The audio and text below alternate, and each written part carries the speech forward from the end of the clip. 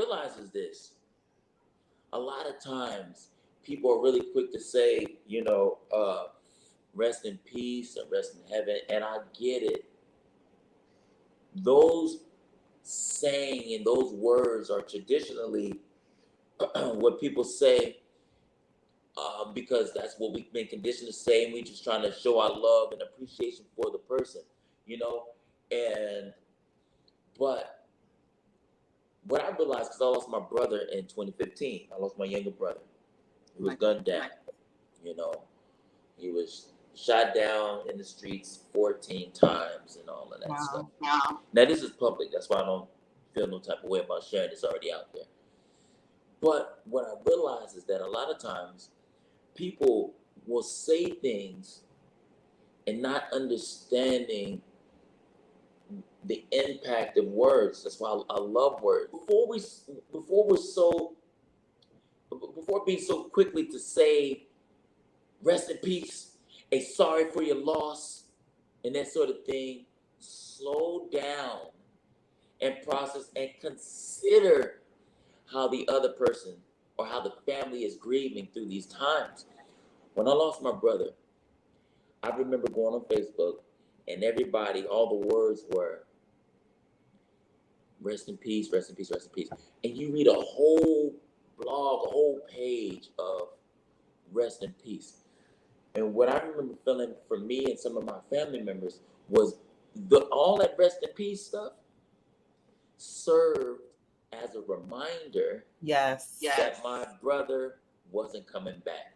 Every time you read the words and you see the things coming up, and I know a lot of people are not thinking about that stuff because they ain't been on the other side of it. Right. All they know is, and I'm not judging anybody because I understand.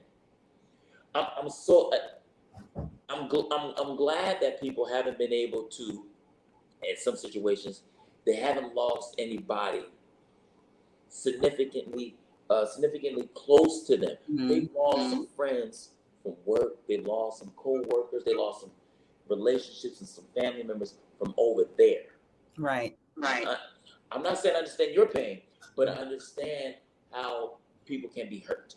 Right. What I'm saying is totally different.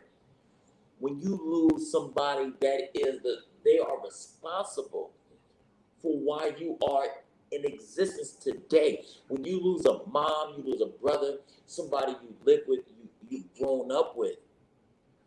When you have to deal with the funeral arrangements, as I've broken down on my page, it's not the same thing. When you because a lot of people, and no disrespect, a lot of people have gone, they've gotten the call, they say, man, I lost my loved one, and they show up to the funeral. Right. They pick out their outfit, they go grab a croissant sandwich and some coffee, some orange juice, and they show up and they do what's called, they show respect.